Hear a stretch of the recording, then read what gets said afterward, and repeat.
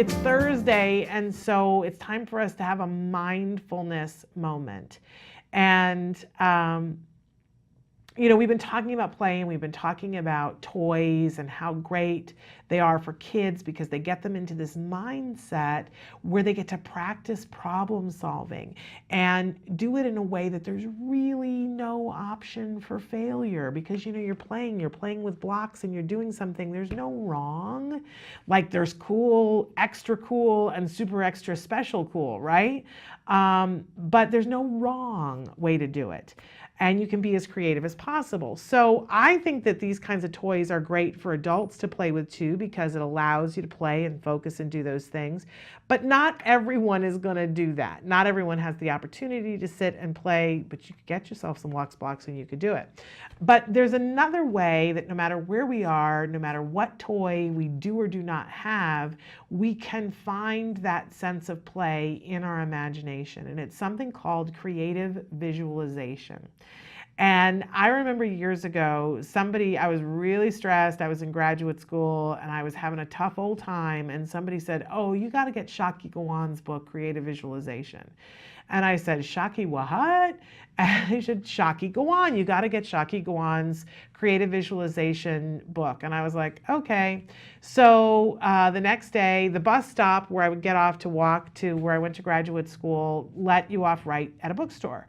And had a little extra time because the bus had been early one day.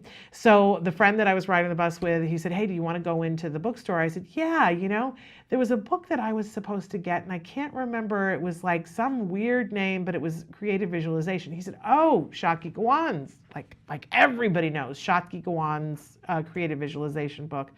And I was like, "Oh, yeah, okay." So I went to the front of the store and I said, "I'm looking for this book." And they said, "Oh, we have it right over here." They took and they showed it to me and I went, "Yeah, okay." And for some reason, I was like, I don't think that, maybe another day. I'll get it another day. I don't need this. And I'm totally telling you the truth here. And so I walk to the back of the store and I want to get like some fluffy, I love a good fluffy romance, right? I'm going to get myself a fluffy romance book and I'm going to have some time to me, that's stress relief, right?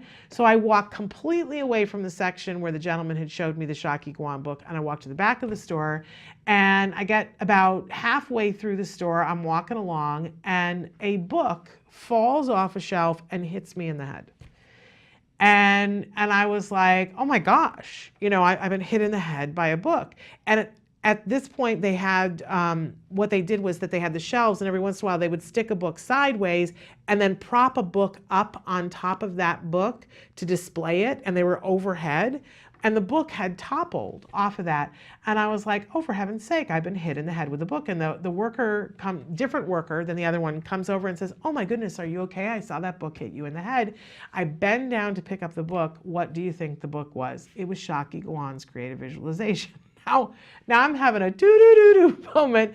And I was like, this is the book that I came in looking for that was in an entirely different section of the store. And the guy looked at me and he goes, I kind of feel like you need to buy that book.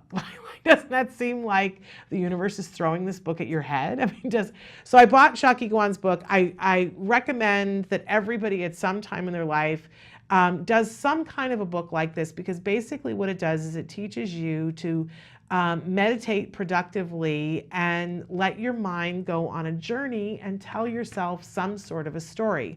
And it gives you prompts to tell yourself some sort of a story. Now, think about it. We do social stories all the time with our kids, that if they're going to go to a hospital, we read them the social story about, Billy goes to the hospital. And when Billy gets there, the nurse comes and she has a tray and she's got the needle on it, and she takes some blood, and we go through all of this so that the child's mind has a way of creatively hearing this story again and again and again and becoming desensitized to it and being prepared for it and learning what the rules are. We do this all the time with our kids. And it works for adults too, that you can sit and have a guided visualization where you're kind of telling yourself a story about you that is relaxing. And there's parts of it where you prompt your brain and say, and then this happens. And there's other parts when you get good at it where you sort of let the story unfold and have things happening.